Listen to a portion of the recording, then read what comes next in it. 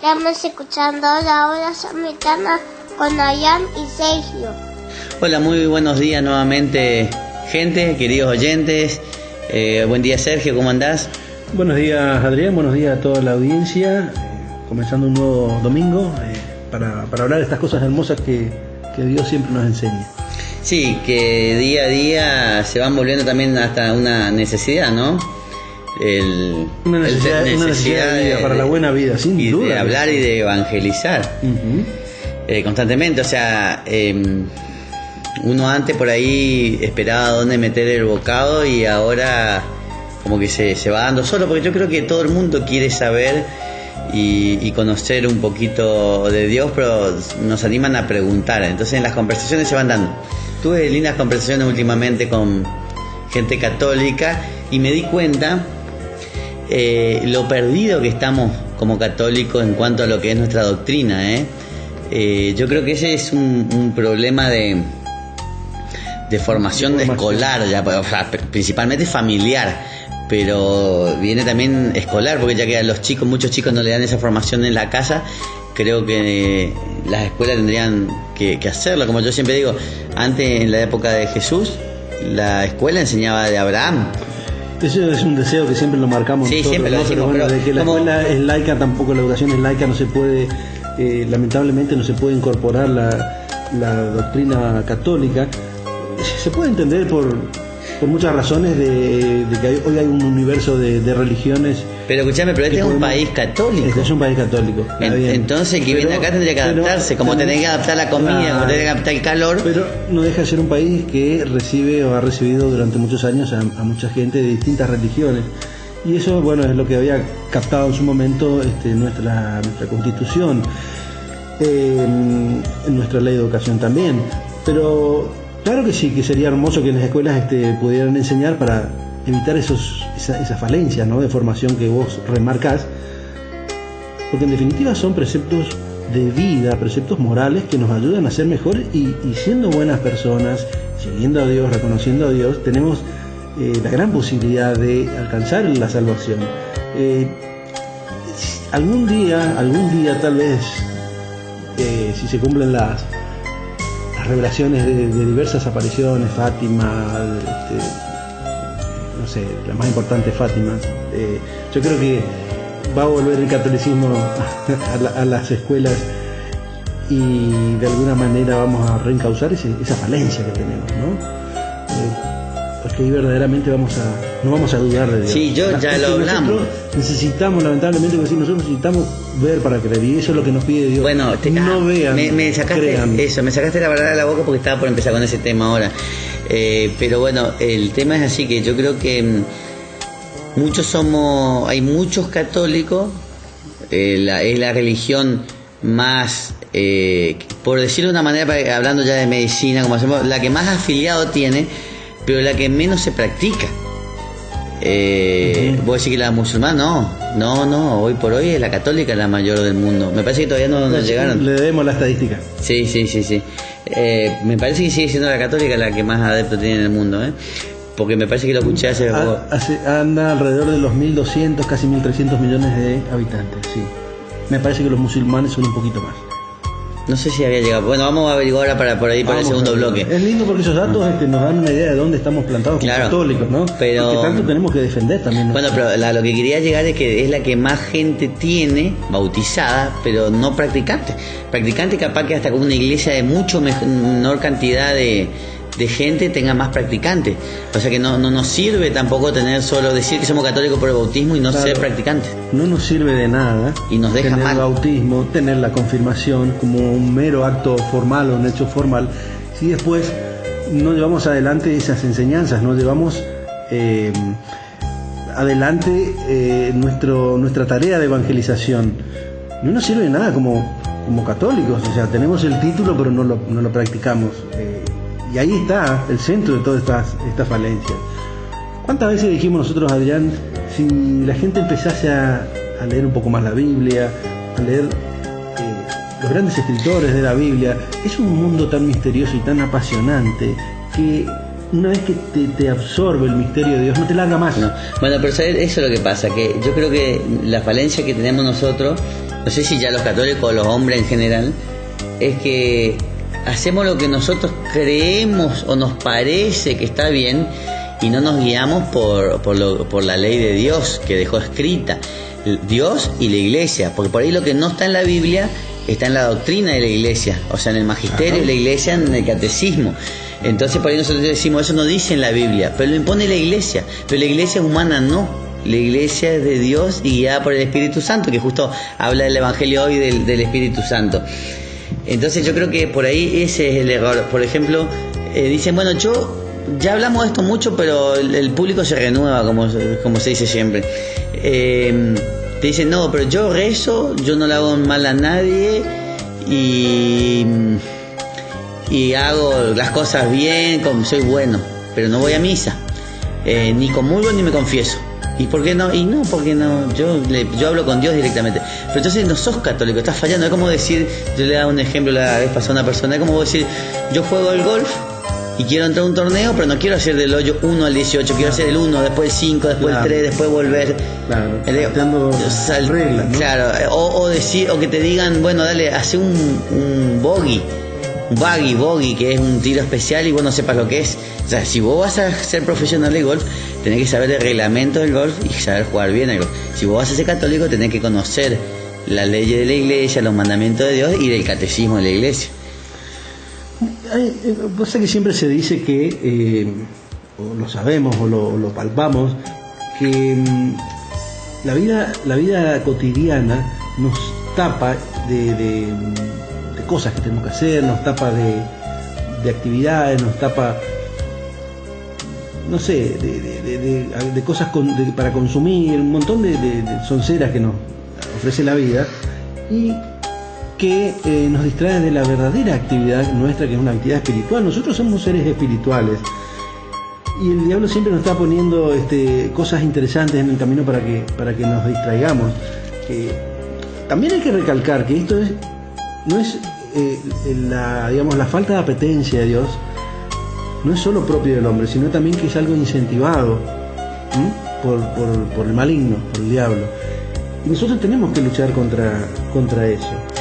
El incorporar a Dios a todos los días de nuestra vida es fundamental. El no ir a la iglesia, no estar en la Eucaristía porque no nos gusta, porque no entendemos la misa, porque nos resulta aburrido, porque no coincide con mi horario de ir a visitar a mis amigos, porque el domingo es día de descanso. Todas esas cosas que hoy el mundo moderno, que antes no se daba, Adrián, pero si no, te estoy hablando del siglo XVIII, siglo XIX, donde ir a la misa era importante. Todas esas cosas que hoy nos plantea ese mundo moderno y nos hace olvidar de Dios, obviamente repercute en nuestra actividad católica. Y tenemos que saber conocer lo básico, al menos como católicos, saber qué nos ofrece la misa, quién se nos ofrece. Cuando entendamos la importancia de lo que es la Eucaristía, claro. Yo creo que la gente, pero entendiéndolo, haciéndolo carne, ¿no? No, pero más que allá, no va a empezar a faltar a la misa. Pero también más que entendiendo, porque la razón tiene su límite, es pidiendo el entendimiento, pidiendo el discernimiento sobrenatural, o sea, pidiendo la iluminación de Dios, porque nunca vamos a llegar a entender ni a disfrutar de una misa por nosotros mismos. Tenés que pedir la gracia de Dios. A ver, pero si vos sabés que en la misa vas a recibir, primero vas a comulgar, si vas a estar en comunión, vas a estar juntito a Dios y vas a recibir el cuerpo y la sangre, vas a recibir la salvación que te da Dios. No por Dios, por nosotros. No, pero a lo que voy es entonces, ¿cómo cambia la perspectiva? Ya sé, uno tiene que, a lo que voy es para que la gente que empieza a ir a misa no se desanime si al principio no la puede saborear, no puede entender. Después la gracia de Dios, viendo su buena voluntad, le va a empezar a descubrir sus misterios. O sea, pero hay que poner la buena voluntad y hay que dejar actuar, pero también poner el granito de arena en mejorar uno. Porque para más que uno vaya a misa, haga todo, pero si después sigue pecando, Dios se aleja. Entonces, si uno empieza a mejorar, la gracia viene, las tinieblas se disipan. Mira, vos decís pedir la gracia. Yo creo que Dios es tan grande que si nosotros empezamos a ir a la misa con corazón abierto, Dios va a actuar solo, sin que le pidamos, porque Dios sabe nuestras necesidades. Y va a empezar a actuar solo y va a empezar a hacernos gustar de Él, a empezar a hacernos gustar de la misa. Lo que pasa es que uno va con un prejuicio de que la misa es aburrida, es un formalismo, y no entendemos la misa. Cuando sepamos bien, ya hablamos una vez en un programa sobre la misa y cuáles son los pasos para llegar al momento culmine, que es el compartir el pan con Dios, y saber que Dios está en ese momento en la hostia consagrada. Entonces Dios va a ir actuando de a poquito en la medida que nos entreguemos, y vamos a ir cambiando espiritualmente. Pero como decís vos, necesitas la entrega de la persona, necesita ese paso voluntario para eso. Se nos está haciendo el tiempo, Adrián. Sí, vamos a un temita musical, el primer bloque, y después seguimos charlando de un poquito. Estamos en época de Pentecostés, vamos a ver si charlamos también de eso.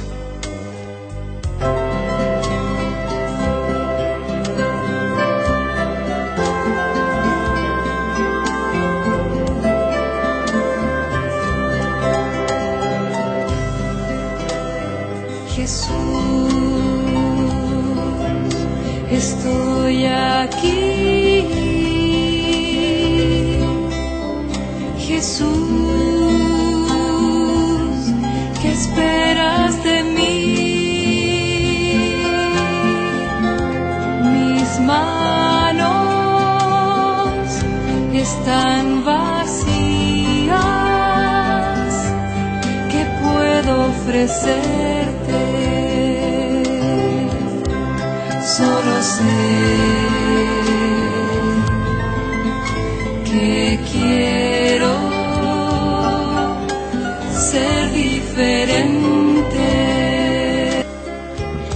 Muy bien, después de este largo y lindo primer bloque, conversado, criticado un poquito nuestra actitud, pero criticado constructivamente nuestra actitud de falta. No, y criticado para nosotros mismos también, o sea, duda, siempre dijimos eso. Sin duda. A nosotros cuántas veces nos atacan la no ganas de ir a la misa. ¿Por qué? Porque tengo cansancio por esto, por aquello. Y sin embargo tenemos que superarnos. Pero e ir. decía un santo también, o sea, el diablo está siempre al acecho. Bueno, en la Biblia dice, el diablo está, creo que es San Pablo, dice, el diablo está siempre al acecho para devorarte. No hay que bajar la guardia. Y otro santo decía que el diablo es como un perro encadenado, un lobo encadenado. Si no te va a morder porque no llega hasta donde le da la cadena, pero si vos te acercás mucho te muerde. Claro. Entonces uno tiene que mantenerse alejado del diablo para que no te muerda, claro, para no pasar por al lado. Claro. ¿Cómo? Oración, misa, Eucaristía, confesión, penitencia, ayuno. El camino es fácil. El camino no es fácil, pero está a la vista. Claro, hay que saber soportar todas esas cosas feas, ¿no? Bueno, todo esto nos hace introducir un poquito en lo que queríamos hablar. Estamos en una etapa del tiempo de Pentecostés, todavía no ha llegado, no se han cumplido los 50 días después de la partida de Cristo. Todavía estamos en una época en que, como nosotros, los apóstoles están temerosos, están esperando la ayuda del cielo, alguna señal, pero también están se sienten como abandonados, como muchas veces también podemos sentirnos en la vida. Ellos realmente estaban no decepcionados, sino estaban con una tristeza tan profunda que no sabían qué pensar. Creo que la única que tenía la respuesta de todo esto, y por eso creo que se apoyaron mucho, fue en la Virgen María, quien era la que en definitiva terminaba uniéndolos y consolándolos, ¿no? Porque el momento habrá sido tremendo, esa incertidumbre como humanos que tenían de no saber si venía Jesús, si volvía o no. Y en ese tiempo estamos transitando, en ese tiempo que yo creo que también se puede equiparar un poco a nuestra vida en la tierra, ¿no? Nosotros tenemos que en esta vida saber buscar y saber esperar a Dios. Ya tenemos una ventaja.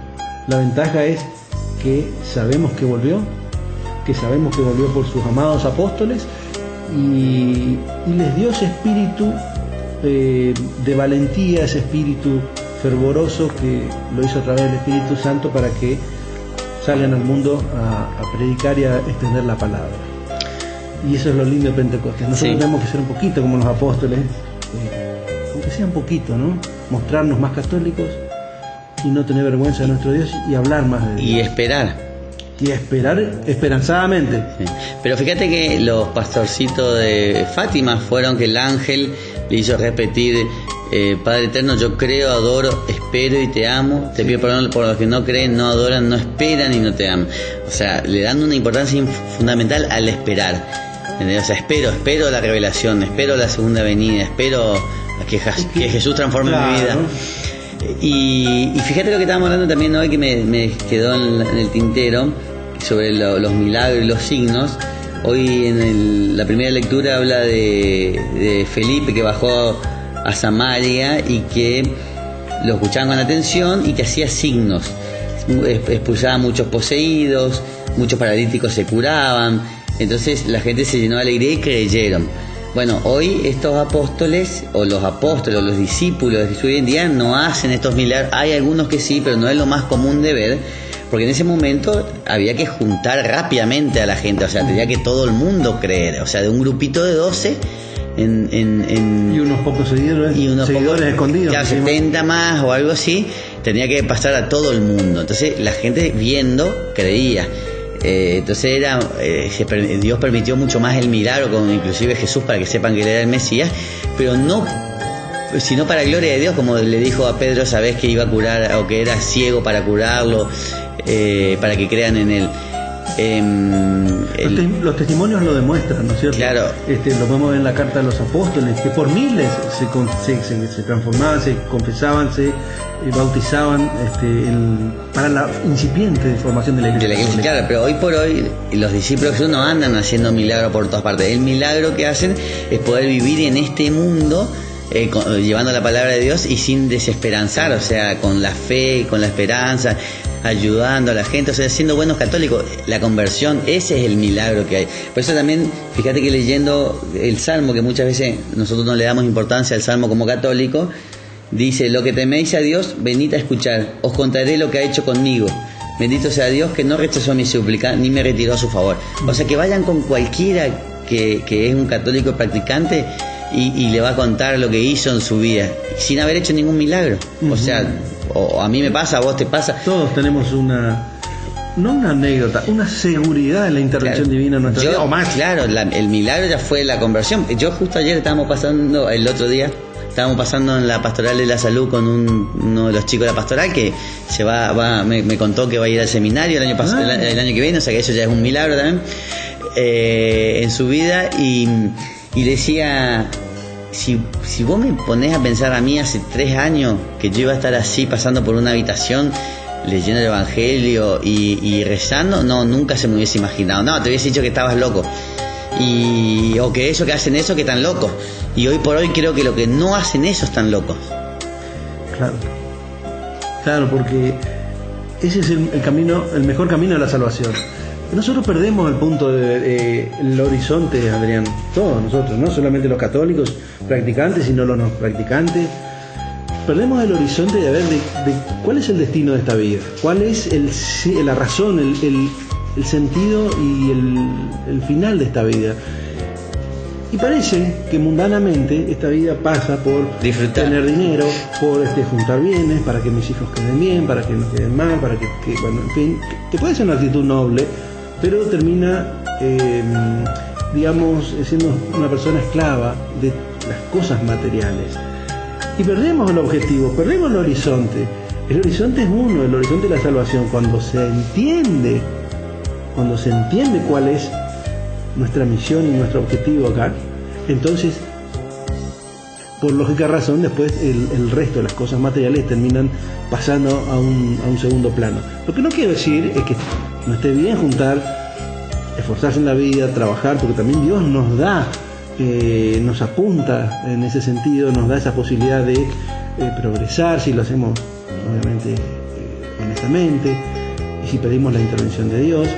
No está mal, pero juntar algo para el futuro, pero no terminar siendo esclavo de eso, ¿no es cierto? Que es lo que hoy nos tiraniza en el mundo material y nos hace perder ese horizonte, ¿no? Sí, lo dijo ya también Jesús: no se puede querer a dos reyes, claro, o Dios o el dinero. Fue muy claro con eso, no hay muchas vueltas, mucha interpretación con eso. Y acá en el Evangelio... Bueno, pero tenemos, siempre lo hablamos, el ejemplo de Lázaro, de Simón de Arimatea, ¿puede ser? José de Arimatea, perdón. José de Arimatea, que eran hombres adinerados, pero sin embargo volcados a la causa de Cristo. donde evidentemente pasaba a un segundo plano la fortuna que pudiesen tener. Ellos entendieron que la fortuna era verdaderamente Cristo. Sí, a pesar de que estaban en un ambiente áspero y en contra de Jesús, que eran los fariseos. Claro. Pero bueno, En el caso de José de Arimatea. Sí, Nicodemo. ¿Cómo era? Bueno, estaba viendo que le habíamos prometido a la gente buscar el tema de la religión más numerosa, pero no le buscamos, así que la vamos a buscar para el próximo bloque. Vamos a un temita musical y seguimos. Cristo es mi prometido, Él es toda mi vida, enamora mis ojos al contemplar su faz. Él recubrió de estrellas mi manto de doncella y fulgura en mi dedo su anillo nupcial. Yo soy la prometida del Señor de los cielos, de aquel a quien los ángeles por siempre servirán. Una virgen por madre escogió aquí en la tierra, su padre es el Dios vivo que no tiene final. Bueno, de vuelta en este tercer bloque, ya está pasando rápido la hora. Vamos a hacer una aclaración, que quedamos en deuda, ¿no es cierto?, con la radio audiencia, de decirles la cantidad de cristianos o católicos en el mundo.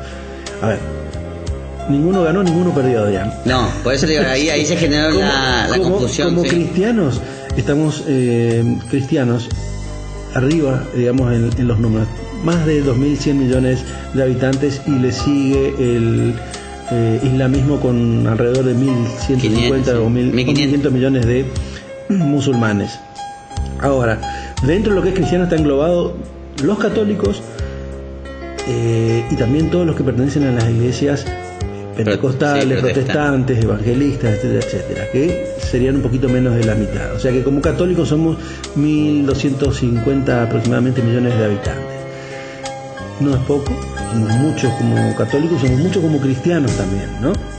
Así que pero ahí superaría los musulmanes. Sí, en los dos casos, porque 1.150 millones de musulmanes, no 1.500.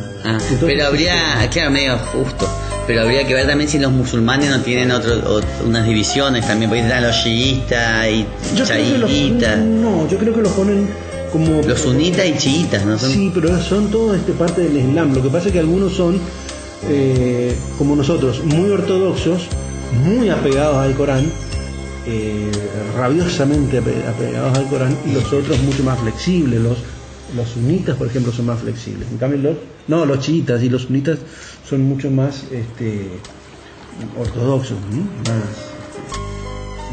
yo no voy a ofender a ninguna religión, pero son hasta muy, muy violentos en algunos aspectos, ¿no es cierto? Violentos en cuanto a lo que se entiende hoy como derechos humanos, ¿no? Sí. Ajá. Bueno, en fin. Y bueno, estábamos hablando entonces de que nos había quedado pendiente esto, pero bueno, estamos en camino a Pentecostés, que es recibir el Espíritu Santo, el Paráclito, y que también en las lecturas habla de que le había por la manifestación del Espíritu Santo muchos se convirtieron. Yo no sé si nosotros ya hablamos del Espíritu Santo o de la Santísima Trinidad, pero el Espíritu Santo es... Sí, hemos hablado el año pasado, sin duda que sí. Es un capítulo aparte que por ahí se podría hacer en un Yo creo que programa. Lo vamos a hablar el día de Pentecostés. Sí. Que es el día exacto porque todavía muchos no entienden qué es el Espíritu Santo. Y viste que ni qué es ni cuál es la función en el mundo. Y no, claro, y mucho tampoco no se lo invoca, ¿viste? Exactamente. Los carismáticos sí empezaron a utilizar mucho más esa energía. Es una de las tres figuras, es una de las tres personas, ¿no?, espirituales. Jesús, Dios y el Espíritu Santo son uno. El Espíritu Santo es el espíritu de amor de Dios, el espíritu. Bueno, la Santísima Trinidad es un misterio tremendo, no lo vamos a poder develar acá.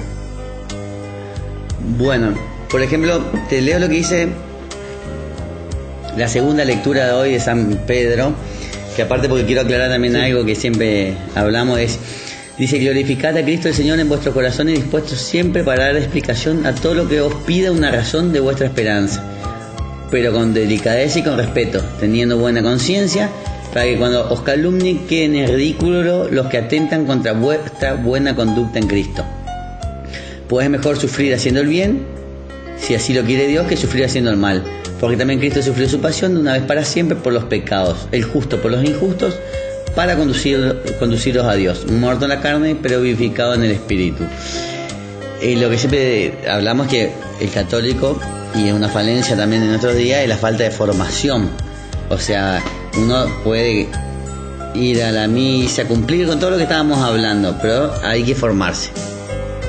Hay que formarse porque entonces uno sabe qué es lo que está defendiendo Eso. Hoy la yo manera creo que el mundo ataca mucho a la iglesia y ataca mucho a Dios, en definitiva, donde el ateísmo parece que es una moda, el agnosticismo es algo también que ha pegado mucho. Es decir, aquel que sí sabe que Dios existe, pero es como que Dios no participa de este mundo, ¿no? O sea, ya es un católico absolutamente debilitado. No, y también con esto que ahora, que ya lo hablamos también con la pedofilia y todo, que sigue siendo muchísimo más baja dentro de la iglesia que dentro de la población general en cuanto a estadística, O sea, no estamos hablando en número porque es obvio que sí, pero en cuanto a estadística sigue siendo más baja, o sea que la gente común, por decirlo así, es más pedófila que los sacerdotes en sí. O sea que no es una característica porque sos sacerdote tenés más riesgo. No, lógicamente no, pero como ahora está de moda también atacar a los sacerdotes, la gente por ahí no entiende que el sacerdote es figura de Cristo y que la bendición desde Noé hasta los sacerdotes ahora se vino dando por la imposición de manos y de generación en generación la bendición de Dios independientemente de la persona por la que pase, porque en alguna generación hubieron gente que no fueron buenas como Caín y como otros, y sin embargo se siguió la bendición hasta Jesús, digamos, hasta que nazca el misterio ese. Y ahora si hay algunos sacerdotes que no son buenos, independientemente de eso uno se puede acercar a confesar y a comulgar y a bautizarse, a tener los sacramentos, porque el sacramento se produce igual por gracia de Dios, no por el sacerdote, no por su humanidad. Aparte hay que entender, el sacerdote es una persona que, a ver, puede estar por muchas razones siendo sacerdote, que nosotros desconocemos. Se entiende, la mayoría lo sigue el sacerdocio por vocación. Ahora, la mancha que puede producir 1, 2, 10 sacerdotes en miles que hay en el mundo, decenas de miles, no se puede generalizar y decir, bueno, que toda la iglesia está corrompida por esto. Pasa como en la política, también a veces atacamos a los políticos, pero sabemos que hay, aunque son los menos, pero hay políticos buenos. Tenemos que saber no generalizar, ¿no? Porque con la vara que medimos, con esa vara vamos a ser medidos. Y hay muy buenos sacerdotes con un amor intenso tan grande y que saben transmitir ese amor de Dios, que creo que opaca a las míseras figuras de esos sacerdotes que ensucian el nombre de Dios, ensucian con su pedofilia o con otros actos. Debe haber de todo tipo de actos contrarios a Dios o a la sociedad que hacen, ¿no? Habrá algunos que pueden robar, otros que se acostarán con una mujer de prójimo. Hay de todo, porque la verdad que es así. Pero como decís vos, en el mundo pasa más. En proporción, digo, ¿no? No en cantidad, en proporción. Y bueno, vamos a un temita musical y después vamos al cuarto bloque, porque hablamos mucho de los primeros bloques y estamos corto de tiempo, así que vamos a un temita musical.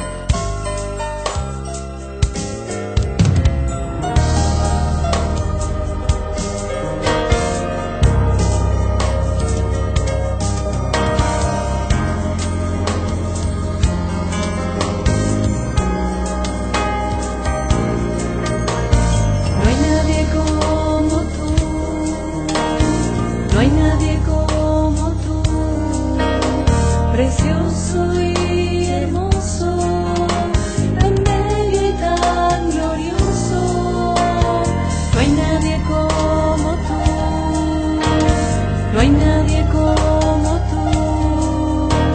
precioso y hermoso, tan bello y tan glorioso. No hay nadie como tú, no hay nadie como tú, precioso y hermoso. Bueno, Adrián, ya estamos en el último bloque, para no perdernos de lo que habíamos comenzado a hablar, que es este tiempo que estamos llevándolo adelante. Estamos en este derrotero, en este camino, en este tiempo de Pentecostés, previo a llegar a Pentecostés. Como dijimos al comienzo, un tiempo de esperanza y de espera. De esperanza en la promesa de Cristo y de espera de recibir fuerza necesaria para llevar adelante nuestra misión como católicos. Y acá yo me quiero detener. Jesús prometió a sus apóstoles, pero también es una promesa que nos hizo a nosotros, porque desde ese momento ya estaba fundando lo que es la Iglesia católica. Entonces, nosotros tenemos que vivir no solamente este tiempo de Pentecostés, sino vivir, la espera. Claro, toda la vida esperanzados, bien esperanzados, para poder ser los mejores católicos. No tener esa espera que tenían los apóstoles, esa espera de duda, esa espera. Nosotros tenemos el beneficio de que sabemos cómo ocurrió y cómo termina. Claro, ellos esperaban el Espíritu Santo porque era el que le iba a dar la fuerza para evangelizar. Pero entraron en una suerte de pánico, en una duda, porque el mismo Tomás no sabía, no creía que volvía a Jesús y no lo tocaba. Entonces todos estaban en esa duda. Nosotros lo que no debemos caer hoy, después de 2017 años, no tenemos que caer en esa duda, porque ya tenemos todas las cartas tiradas sobre la mesa. Ya volvió Jesús, se les apareció, los apóstoles dejaron escrito en sus cartas la forma, el modo, el tiempo en que apareció, y eso es palabra sagrada. Entonces, ¿qué tenemos que dudar? Lo único que tenemos que hacer es tener esa esperanza de vivir para llegar al cielo. Claro, eso es conforme a los mandamientos. No, nosotros tenemos que esperar el cielo, o sea, esperar ese encuentro de vuelta con Jesús, claro. Porque el Espíritu, bien, claro, ¿no? porque con la ayuda del Espíritu Santo, porque el Espíritu Santo ya lo recibimos casi todo en el bautismo y la confirmación. Entonces tenemos que, pero ellos esperaban el Espíritu Santo. Mirá lo que dice los Hechos de los Apóstoles, que está en el Catecismo de la Iglesia.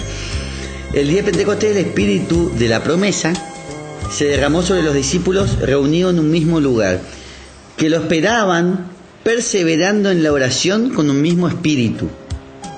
El espíritu que enseña a la iglesia y le recuerda todo lo que Jesús dijo, será también quien lo instruye en la vida de oración.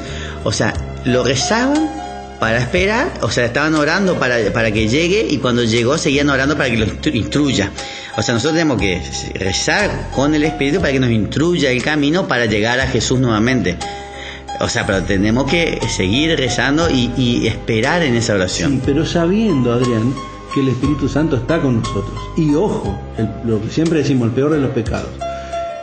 Olvidarse del peor, rechazar al Espíritu Santo. Que ahí sí que estamos en el horno. Si lo rechazamos al Espíritu Santo, estamos mal. Saber que tenemos al Espíritu Santo, saber que tenemos a Jesús al lado nuestro, a través del Espíritu Santo. Bueno, yo creo que no hay nada más esperanzador que eso.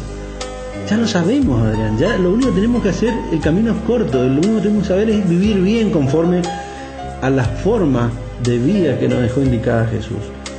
En las bienaventuranzas, a través de Dios en los mandamientos, a través de las tablas que le da a Moisés, a través de las enseñanzas que da de las parábolas y las enseñanzas diversas que da Jesús durante esos 3 años riquísimos de vida. Ahí está la forma de vida de un cristiano. Cómo debemos vivir, y qué debemos esperar, y cómo debemos enseñar y transmitir esa vivencia de un católico. No es fácil, como decís vos, pero tampoco es algo que no podamos hacerlo. No, sí se puede, porque hay un montón de gente que lo pudo, entonces nosotros no somos... Pero no podemos decir que no. Insisto en esto, Adrián, internalizar que Dios está a través del Espíritu Santo con nosotros. Eso es lo que tenemos que entender. Nosotros vivimos, me parece, en un lugar muy mundanamente, pensando que somos nosotros solos y nada más, que nos autoabastecemos y que somos el centro y el fin de nuestra propia existencia. No es así. Nosotros somos aliento de vida de Dios, somos creación de Dios primero y somos un reflejo de Dios, y como tal tenemos que vivir. Bueno, no digo más nada porque me estoy excediendo. No, estoy robando protagonismo. No, es más, estás inspirado por el Espíritu Santo, estás inspirado. Y está bien. Yo tengo mis valencias, y tengo Pues sí. muchos errores, y como cualquiera que está escuchando también me equivoco y me corrigen, y va agacho la cabeza y a veces no agacho la cabeza. Es todo un aprendizaje. Pero lo lindo es que al final uno siempre termina poniendo en la vara, digamos, o sobre la mesa las buenas salidas, la familia, las enseñanzas de Dios, y es lo que ayuda a tener una vida linda católica, ¿no? Una vida en Cristo. Sí, con sus caídas Con todas las también, falencias claro. Pero después las caídas se van haciendo cada vez menos frecuentes. Lo que siempre decimos, ya lo hablamos, claro, sí, o sea, Jesús se cayó con la cruz 3 veces por lo menos, y podría haber buscado energía sobrenatural para no caerse, pero él nos demostró que nosotros también nos vamos a caer y vamos a tener que hacer esfuerzo para levantarnos, Que va a ser pesadísimo. y que va a ser pesado, y que cuando no tengamos fuerza podemos recurrir a alguien para que nos ayude, como fue Simón de Cirene.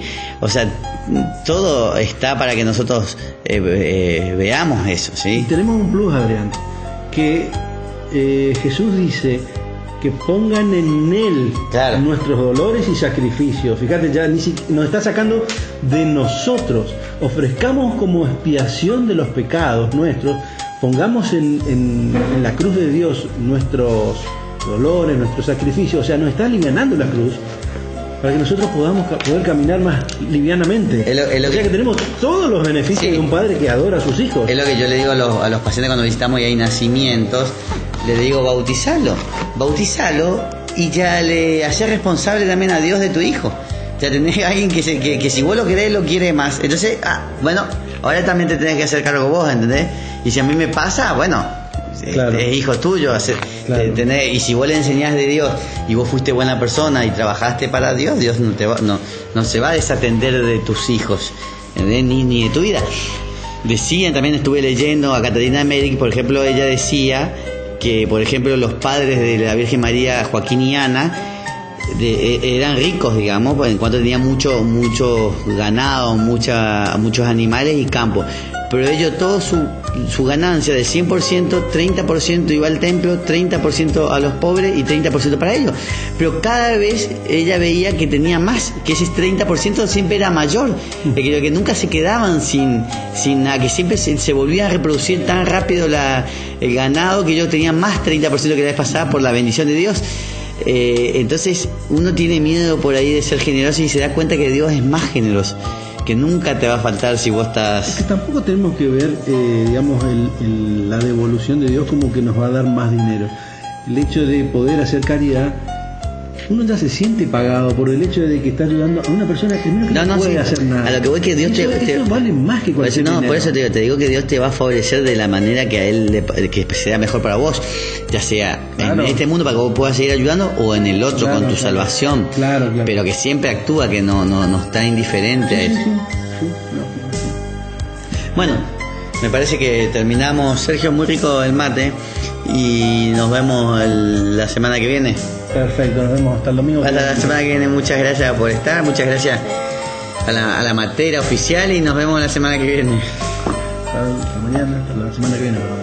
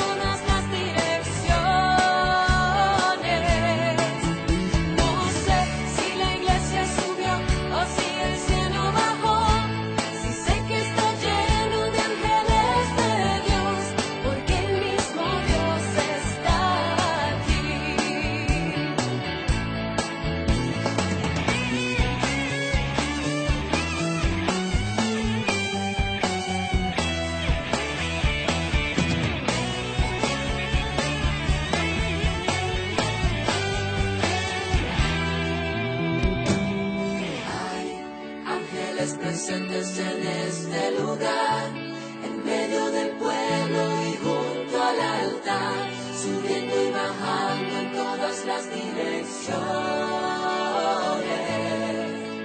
No sé si la iglesia subió o si el cielo bajó, si sé que está lleno de ángeles de Dios, porque el mismo Dios está aquí. Hay ángeles presentes en este lugar, en medio del pueblo y junto al altar, subiendo y bajando en todas las direcciones. En todas las direcciones. No sé si la iglesia subió o si el cielo bajó,